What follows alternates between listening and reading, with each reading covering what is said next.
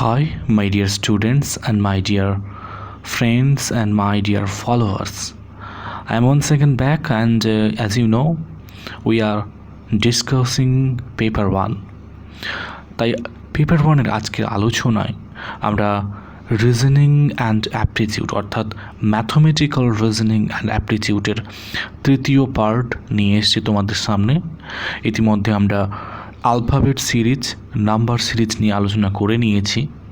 তাই আজকের এই লেকচারটিতে থাকবে অল্প কিছু প্র্যাকটিস আলফাবেট এবং নিউমেরিক সিরিজ থেকে। তারপরে আমরা যাব মিক্সড সিরিজ অর্থাৎ নিউমেরিক এবং আলফাবেট একসঙ্গে। তারপরে ডাইরেকশন ওয়াইজ আমরা ম্যাথমেটিক্যাল রিজনিং করব। তারপরে ব্লাড রিলেশন নিয়েও আলোচনা হবে এবং অবশেষে থাকবে ভেন ডায়াগ্রাম নিয়ে। তো চলো আর দেরি না করে শুরু করা যাক। Let's jump to that. First question, দেখতে পাচ্ছ একটা সিরিজ মেনটেন করা হয়েছে। এর পরে ডি, ডির পরে জি, তারপরে জে, এমপি। তারপরে তোমাদেরকে বলতে হবে যে নেক্সট সিরিজটি কী হবে। অবশ্যই তোমরা ভাববে, দেখো ভাবা শুরু করো।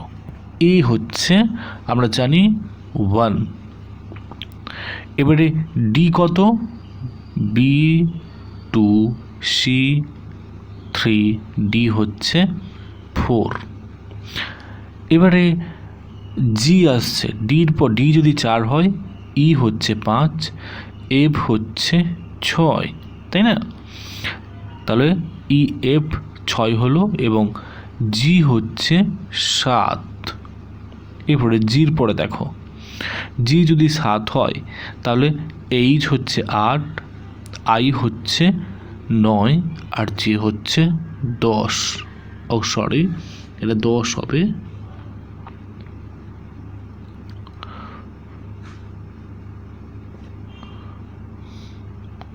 হ্যাঁ, এবারে আমরা আবার আসছি। তাহলে এটা হচ্ছে 7-এর পরে জে এর মান বেরোলো 10। আচ্ছা এম আসো, তাহলে জে এমও কেমন, এল হচ্ছে জে যদি 10 হয়, কে হচ্ছে 11, এল হচ্ছে 12 আর এম অবশ্যই 13। এবার এম যদি 13 হয়, এন 14, ও হচ্ছে 15 আর পি হচ্ছে 16, তাই না? তো একটা জিনিস দেখেছো কি, 1-এর পরে 4 মানে 3 + 3, 4-এর পরে 7 আবার দেখো +3, 7-এর পরে 10 + 3, আবার 10-এর পরে 13 + 3, আবার 13-এর পরে হচ্ছে 16 মানে +3। তার মানে আমাদেরকে এখানে +3, 16 + 3 কত হয়, 19।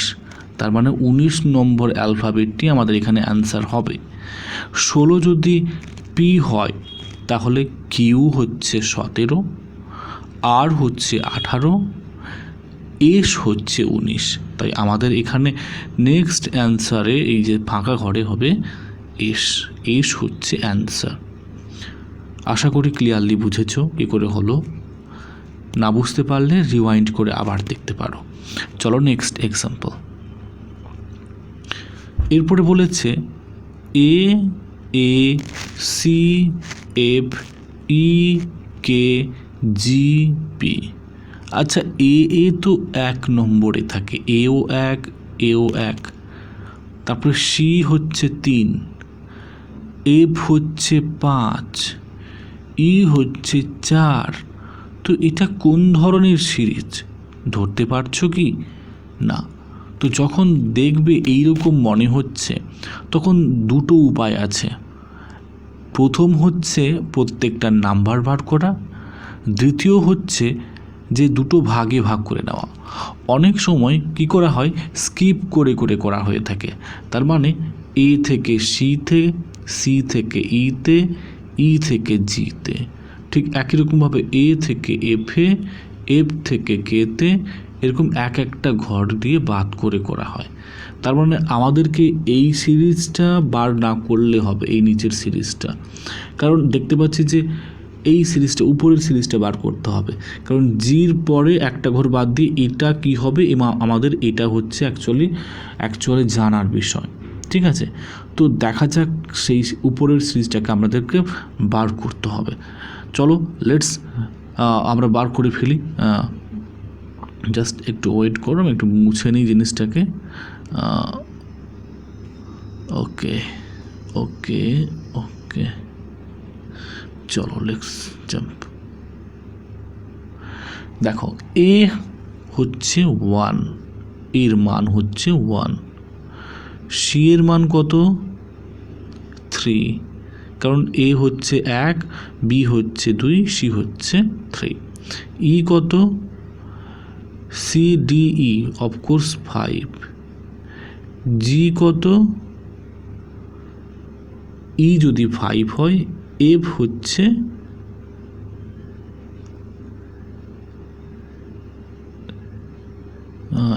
এফ হচ্ছে 6, তাহলে জি হচ্ছে 7।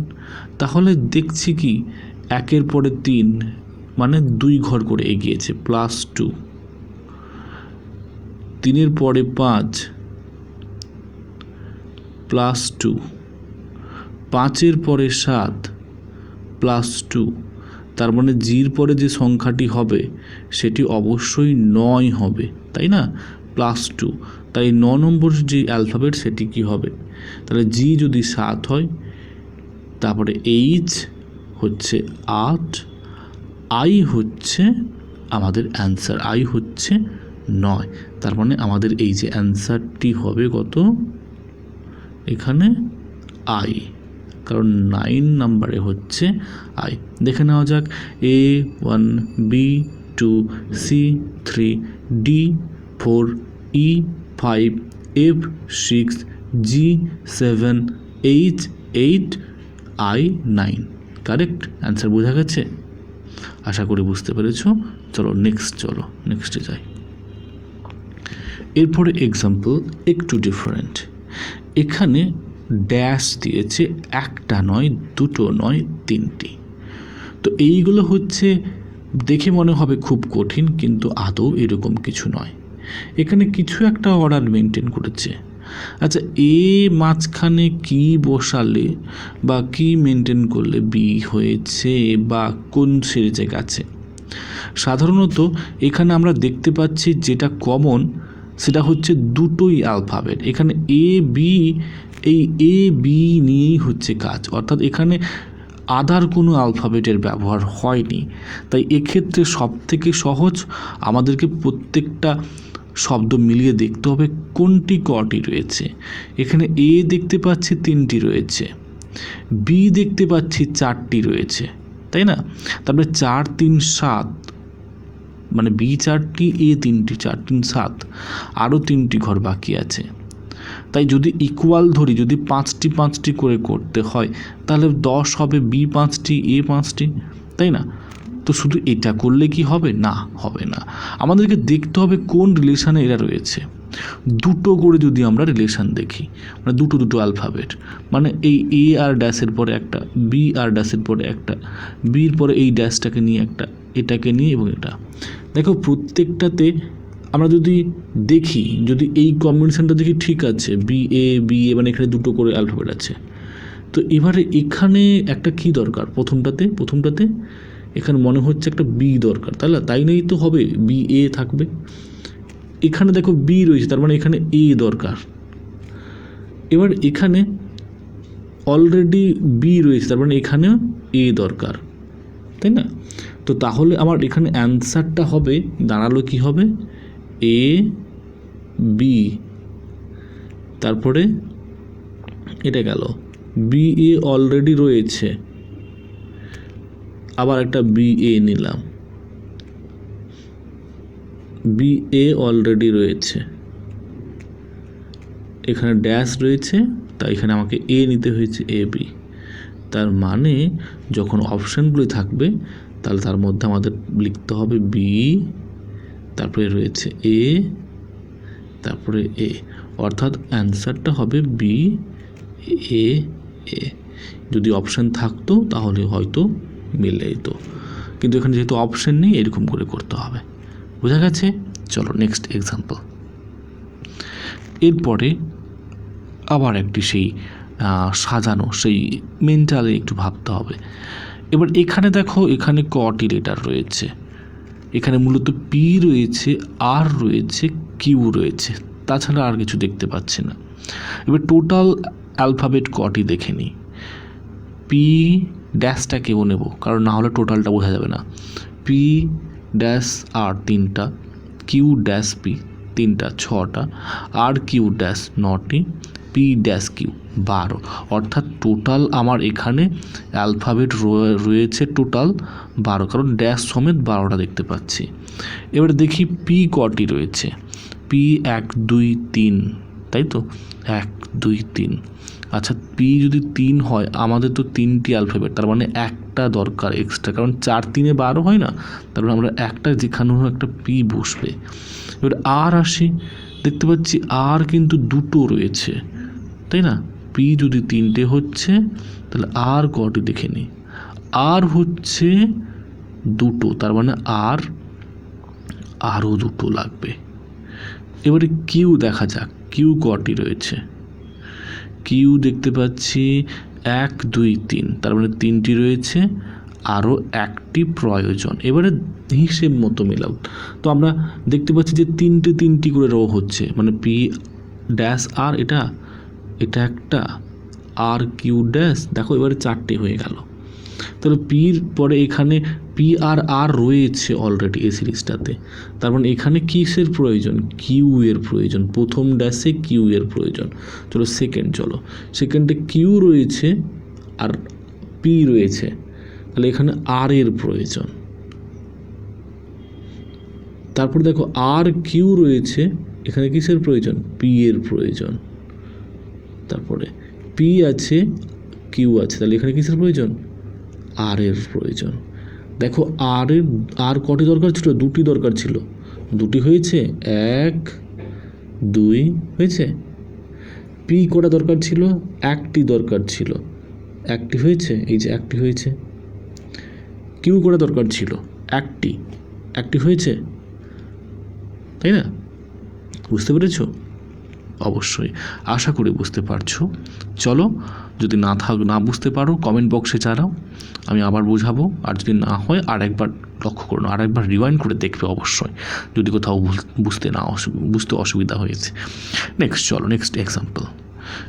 এবারে দেখতে পাচ্ছি মিক্সড, এখানে অ্যালফাবেটও রয়েছে, তার সাথে সাথে আমরা দেখতে পাচ্ছি যে নিউমেরিক নাম্বারও রয়েছে। এবারে দেখছি E10, J12, O15, T19। আচ্ছা, এর কি মান 10? দেখছি তো এর মান তো এখানে 5 রয়েছে, এর মান 5 রয়েছে, তাহলে এখানে 10 কী করে করলো? আচ্ছা, যদি 5 হয় তার সাথে কি 5 যোগ করে করেছে? আচ্ছা ঠিক আছে, দেখব। এটাকে দেখি, জে হচ্ছে 10, তাই না? 10-এর সাথে 2 যোগ করলে 12, তাহলে এটা তো হওয়ার কথা নয়, কারণ এর সাথে 5 যোগ করা হয়েছে, যদি 10 হয়। এর সাথে 2 কী করে করবে? তাহলে নিশ্চয়ই কিছু মেনটেন হবে না। Just wait a bit. Okay, তারপরে দেখো ও কত রয়েছে? ও এর মান দেখি, ও এর মান 15। তাহলে এটা কোন সিরিজে হচ্ছে?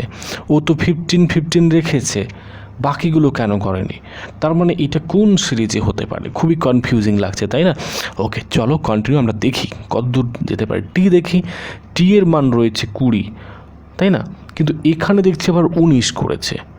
আশ্চর্য তো এটা কোন সিরিজে যাচ্ছে? খুবই কনফিউজিং। যখন এইরকম দেখবে মাথা কিন্তু অনেকটাই বিগড়ে যাবে। কোনো ভয় করবে না, বিভিন্ন রকমভাবে ভাবতে হবে। আচ্ছা, এর আসল মান কত গো? 5, তাই না? এর আসল মান হচ্ছে 5। আচ্ছা, জেটের আসল মান কত গো? জেট বলছে জে এর 10, তাই না? এই যে দেখো বের করে রয়েছে 10। ও এর আসল মান কত? 15। আচ্ছা, টি এর কত? 20। এবারে কিছু মনে হচ্ছে যে কোথাও কোনো সিরিজ মেনটেন হয়েছে? হ্যাঁ ঠিক ধরেছ, 5-এর পরে 5 যোগ করে 10, 10-এর পরে 5 যোগ করে 15, 15-র সাথে 5 যোগ করে 20, তাই না? তার মানে 20-র সাথে 5 যোগ করলে 25, তার মানে আমাদের পরের অ্যালফাবেট হচ্ছে 25 নম্বর অ্যালফাবেট। তার মানে কোনটা? এই যে 25 নম্বর অ্যালফাবেট হচ্ছে আমাদের ওয়াই, তাই না? ওয়াই হচ্ছে আমাদের 25 নম্বর অ্যালফাবেট। তাহলে পেলাম যে 25 নম্বর অ্যালফাবেট হচ্ছে ওয়াই, ওয়াই পেলাম। বাট শুধু এটা পেলে তো হবে না, তার সাথে একটা সংখ্যা বসাতে হবে, যেমন ইর সাথে 10, জের সাথে 12। তো এটা কিভাবে করেছে তাও খুব ক্লিয়ারলি বুঝিয়ে দিই। দেখো 10-এর পরে 12 কত যোগ করে? 2, 12-র পরে 15 কত যোগ করে? 3, 15-র পরে 19 কত যোগ করে? 4। তার মানে 2, 3, 4, তার মানে এটা 5, তাই না? অর্থাৎ অর্ডার মেনটেন হয়েছে। তাহলে 19 5 কত? 24। তার মানে আমার অ্যান্সার হচ্ছে Y24। ক্লিয়ার? Y24 কী করে করলাম বোঝা গেছে? ওকে, নেক্সট এক্সাম্পল চলো। এরপরে আবার দেখো, এটা একটু ডিফারেন্ট, তার থেকেও একটু হাই লেভেলের। একটু দেখো এখানে C5Y, F10V, I20S, L40P। তো খুবই টাফ লাগছে। ঠিক আছে, আমি দেখিয়ে দিচ্ছি কতটা কেমন কি টাফ। না আসলে কিছু টাফ নয়। দেখো সি হচ্ছে, বলছে সি এবং ওয়াই হচ্ছে একটা সংখ্যা, তাই আমি এটাকে একটু ডিফারেন্টভাবে লেখার চেষ্টা করেছি। সিটাকে আমি এই যে সি ওটাকে উপরে রেখেছি, ওয়াইটাকে নিচে রেখেছি, আর মাঝখানে আমি 5 রাখছি। ঠিক আছে, যেরকম রয়েছে আমি 5 লেখার চেষ্টা করেছি, 5। আর এফ আর ভি এর মাঝে 10 ছিল, 10। আর আই আর এসের মধ্যে ছিল 20 করলাম। আর এল আর পি এর মাঝে ছিল কত? 40 রাখলাম। ওকে, তো একটা জিনিস তো ক্লিয়ার, 5 দুগুণে 10, 10 দুগুণে 20, 20 দুগুণে 40, 40 দুগুণে 80। তো এই যে দুটো ড্যাশের মাঝে এখানে 80 হবে, এটা ক্লিয়ার, এটা সবার ক্লিয়ার। বাকি জিনিসটা ধরতে হবে। আচ্ছা, সির পরে এফ, তাই না? এফের পরে আই, আইর পরে এল, এটা কতবার করব? ঠিক আছে, ওয়াইয়ের পরে ভি, তাহলে ভির পরে এস, এসের পরে পি। আচ্ছা, সি তো ছোট সংখ্যা, তাই না? ছোট সংখ্যা থেকে সি থেকে এফ বাড়ছে, কত বাড়ছে? ডি ই এফ, মানে +3। এফের পরে আই, জি এইচ আই, এটাও +3। আইর পরে এল, জে কে এল, এটাও +3। তারপরে এটাও তো অবশ্যই +3 হবে। তার মানে এল আছে এম এন ও, তার মানে এই সংখ্যাটা ও হবে। দেখো তাহলে +3, এল এম এন, এল রয়েছে, এম এন ও, +3। ক্লিয়ার? একটা সংখ্যা বেরোলো। এবারে ওয়াই কিন্তু আমরা জানি জেড, ওয়াই জেড, ওয়াই কিন্তু 25। তারপরে ভি, মানে এটা নিশ্চয়ই বাড়ছে না, এটা কমছে। ওয়াই যদি 25 হয়, তার মানে ভি রয়েছে তারপর, তাহলে 1 2 3, তাহলে এখানে কিন্তু -3 হলো, তাই না? দেখো, তার মানে এখানে -3। ভি থেকে এস নিশ্চয়ই আবার দেখো মাইনাস হবে। দেখো এই যে এখানে এস রয়েছে, দেখো এখানে আবার পিছিয়ে আসছে, তাহলে এটাও কিন্তু -3। সেই একই রকমভাবে পি, দেখো পি রয়েছে এখানে, এটাও কিন্তু -3।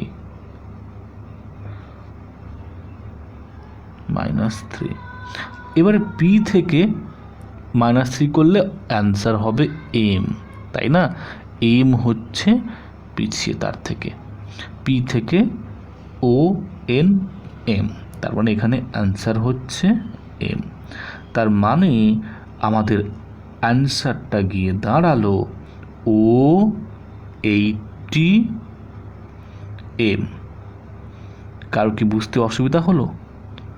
আশা করি বুঝতে অসুবিধা হবে না, কারণ তোমরা আমার টেকনিকটা যদি ফলো করো অবশ্যই পারবে। চলো নেক্সট এক্সাম্পলে যাই।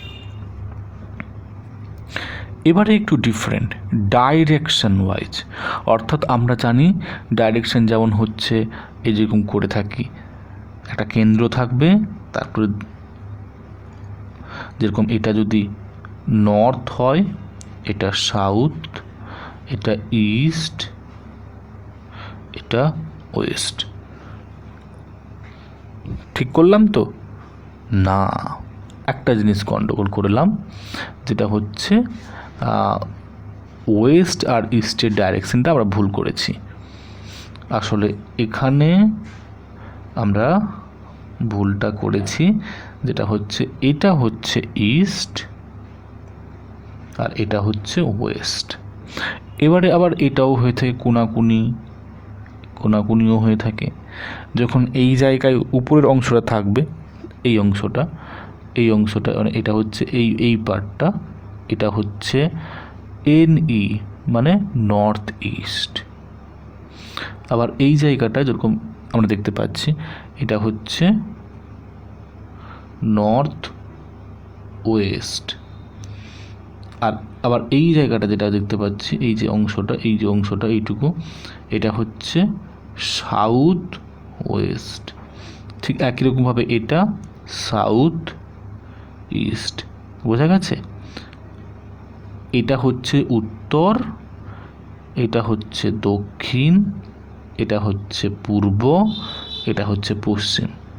তাই তো? এটা সবাই জানো, আশা করি এটা বলার কিছু নেই, তবু জাস্ট দেখিয়ে দিলাম। এরপরে আমরা আসবো ডাইরেকশন ওয়াইজ দেখানোর চেষ্টা করব। দেখো, প্রথমে বলেছে এখানে একটা ক্যারেক্টার দিয়েছে আরিয়ান হচ্ছে একটা ছেলে, তাই না? আরিয়ান স্টার্টেড ওয়াকিং, তার হাঁটা শুরু করেছিল টুয়ার্ডস নর্থ, উত্তরের দিকে। আফটার 15 কিলোমিটার 15 কিলোমিটার হেঁটে হি টুক এ লেফট টার্ন, সে বাম দিকে মোড়ে। অ্যান্ড ওয়াকড ফর 10 কিলোমিটার, এবং তারপরে আবার সে 10 কিলোমিটার হাঁটে। তারপর দেন এগেইন টুক এ লেফট টার্ন, তারপর আবার সেখান থেকে আবার বাম দিকে সে ঘোরে এবং সে হাঁটে আবার 10 কিলোমিটার। দেন তারপরে হি এগেইন টার্নড লেফট, আবার সে বাম দিকে হাঁটে মোড়ে। And walked for 15 kilometre, 15 kilometre. তাই প্রশ্ন বলেছে যে find the total distance cover by him, অর্থাৎ যে জায়গা থেকে শুরু করেছিল সেখান থেকে শেষ পর্যন্ত সে কত দূরত্বে গেছে, এটা প্রথম প্রশ্ন।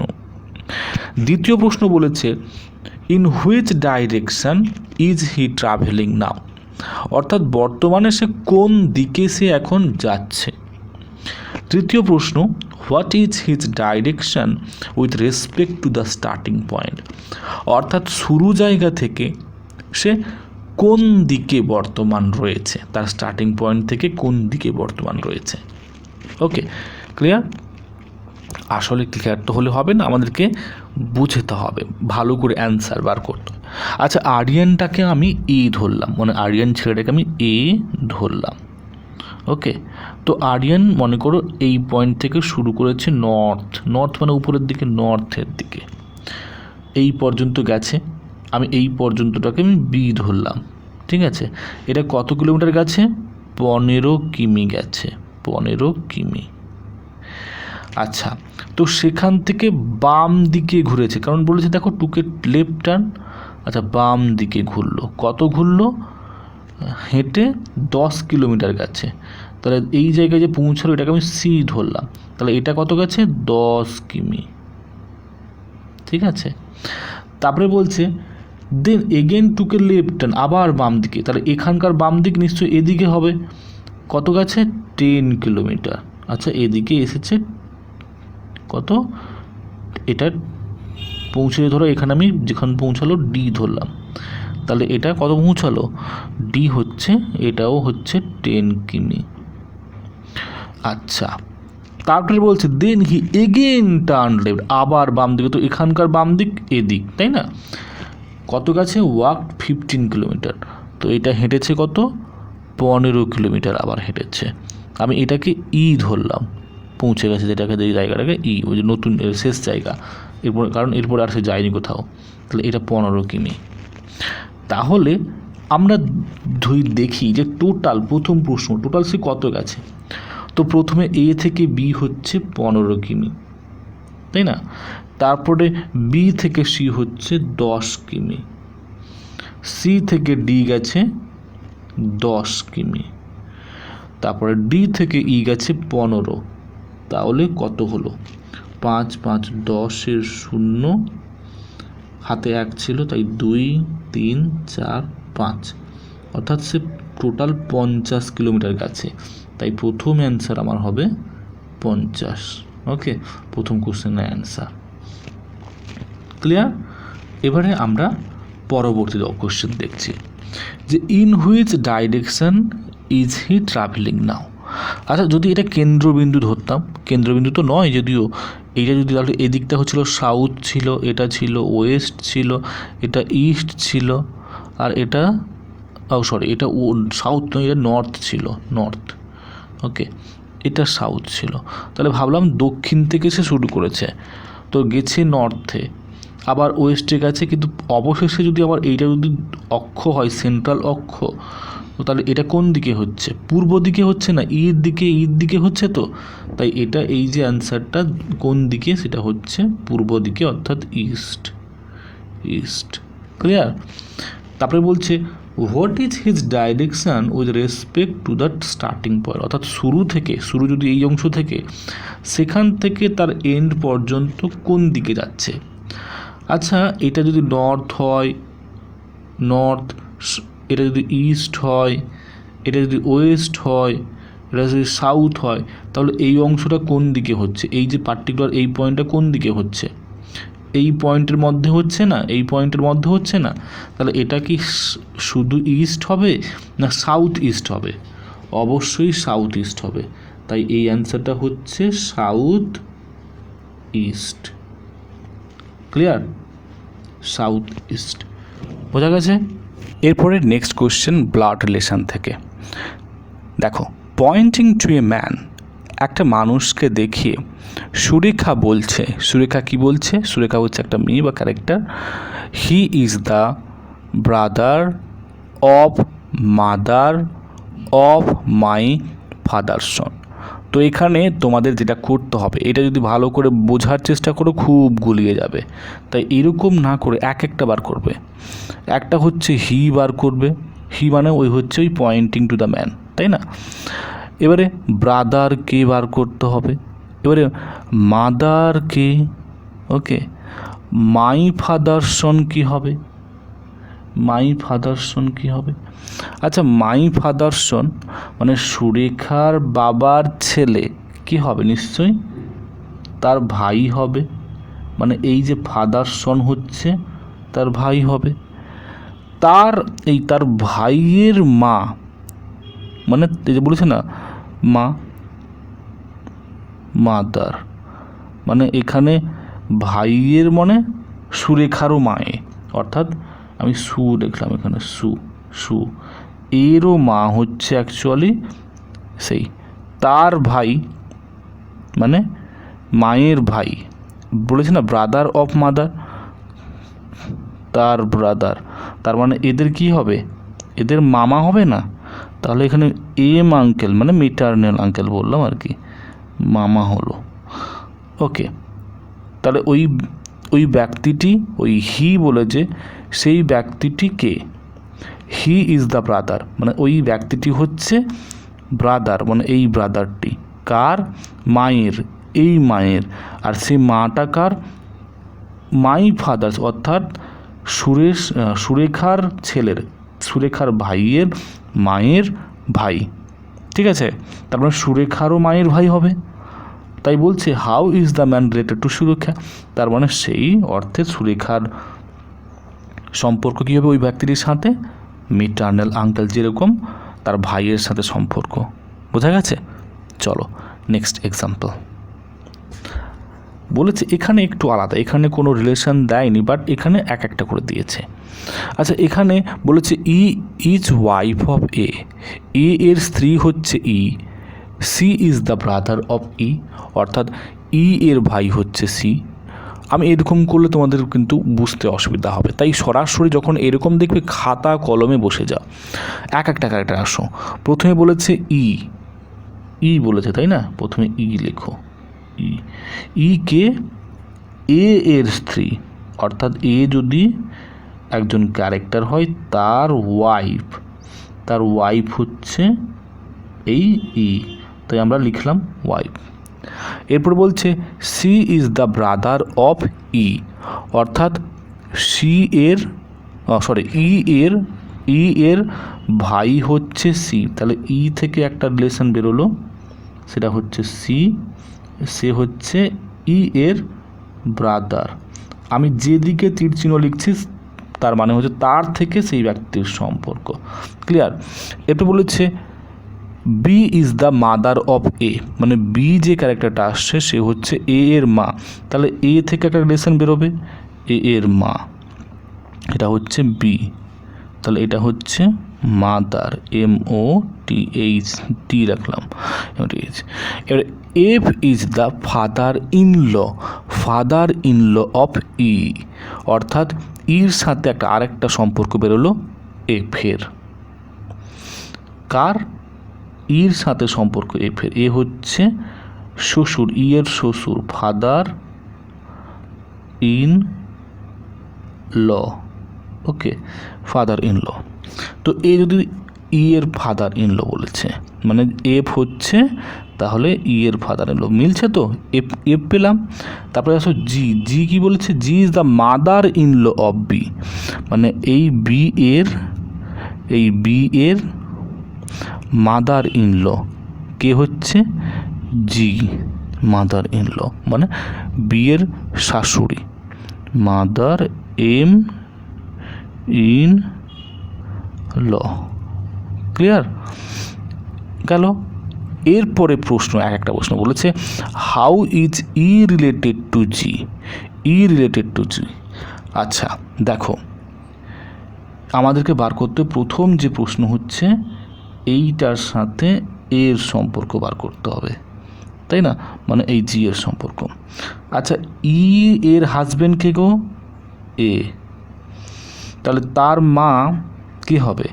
ই এর যে মা হচ্ছে বি, তার নিশ্চয়ই শাশুড়ি মা হবে, মানে মাদার ইন ল হবে।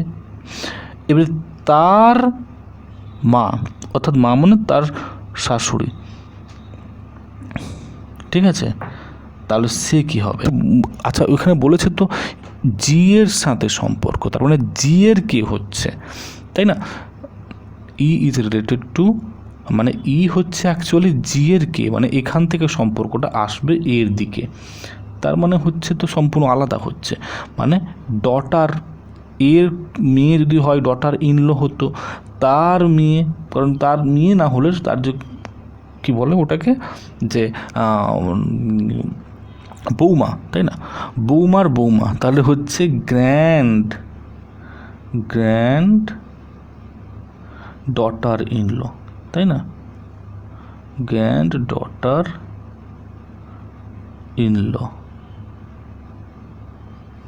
ইনল, বোঝা গেছে? মানে ই এর শাশুড়ি হচ্ছে বি, তার শাশুড়ি হচ্ছে জি, তাহলে জি এর বৌমা বি, আবার তার বৌমা হচ্ছে ই, তাহলে এই শুধু বৌমা নয়, গ্রেট বা গ্র্যান্ড ডটার ইনল, মানে ইনি এই যে ই এর সাথে এর সম্পর্ক দিদিমার মতো সম্পর্ক, তাই যে বলা হচ্ছে গ্র্যান্ড ডটার ইনল। ক্লিয়ার? এরপরে প্রশ্ন দিয়েছে how is G related to F, অর্থাৎ জি কে এফের সাথে জি এর সম্পর্ক, মানে এই সম্পর্কটা, তাই না? দেখো, এফের ওয়াইফ কে গো? এফের ওয়াইফ তো নয়, এর বাবা ছিল অ্যাকচুয়ালি এফ, তাহলে এখানে ক্লিয়ারলি বুঝতে পারছো যে এই এফের যে ওয়াইফ হচ্ছে অ্যাকচুয়ালি এই বি, এফের ওয়াইফ হচ্ছে, আমি একটু সব কিছু মুছে দিলে কিন্তু আবার এটা উড়ে চলে যাবে।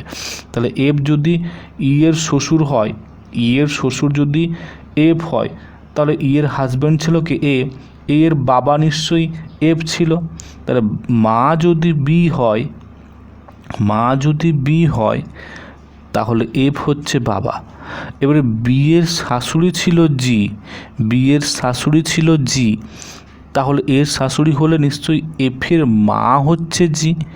তার মানে এখানে জি যে বলেছে, জি আর এফের সম্পর্ক ছেলে এবং মা, তার মানে এফ হচ্ছে জি এর সন।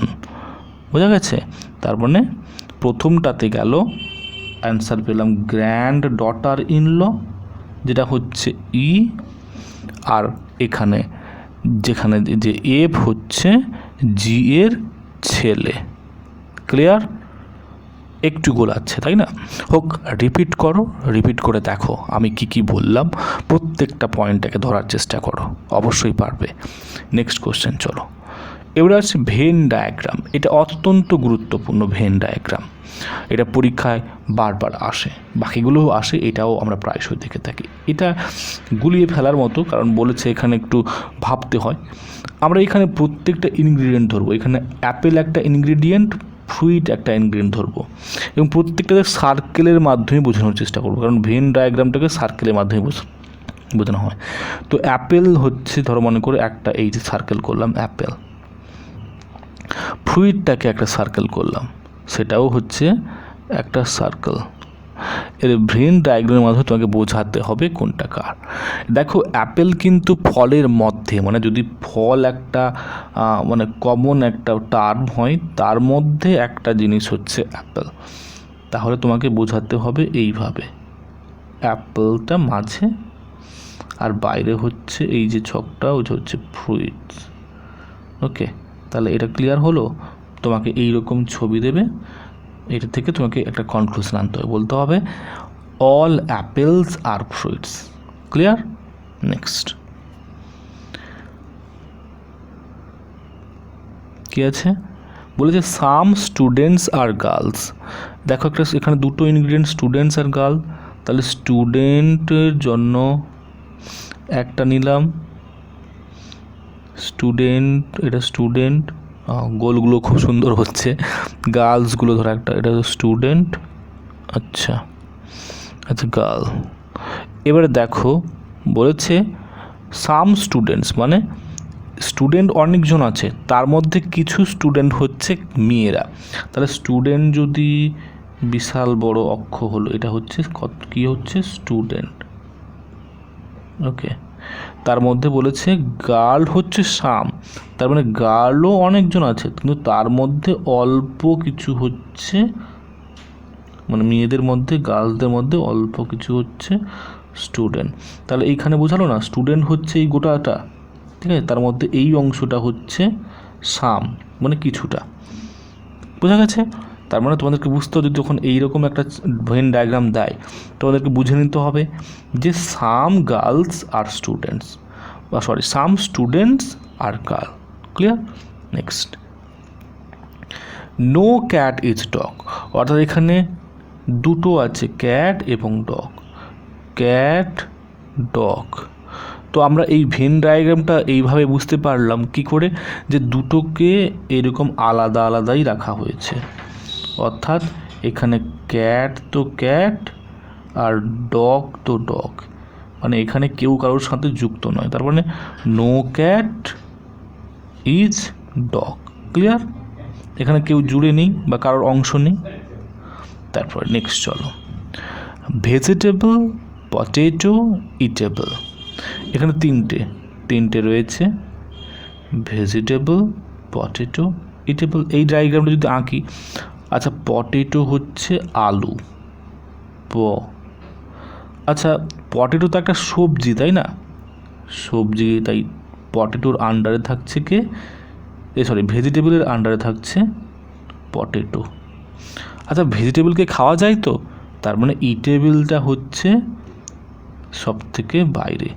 এই চিত্র থেকে তোমাদেরকে এই কনক্লুশনটা বার করতে হবে, বলতে হবে যে potato is a vegetable and vegetable is eatable, মানে এইখান থেকে কনক্লুশন বের করলাম, এই অ্যান্সারটা।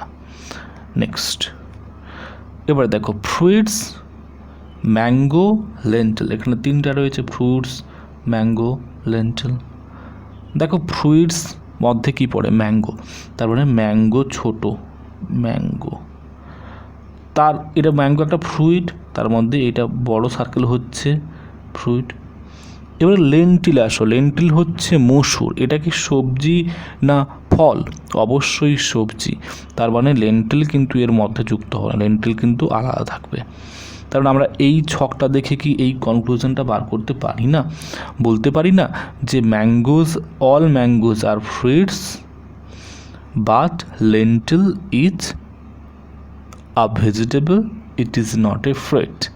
ক্লিয়ার? আশা করি বুঝতে পেরেছ। তো আজকের আলোচনায় এইটুকু। আমরা এর পরবর্তী আলোচনায় রাখবো আরও সুন্দর চ্যাট, বিশেষ করে আরও ম্যাথমেটিক্যাল রিজনিং, আরও এক্সাইটিং পর্যায়ে আমরা যাব। আশা করি তোমরা ধৈর্য হারাবে না, তোমরা আমাদের সাথে জুড়ে থাকো। ধন্যবাদ।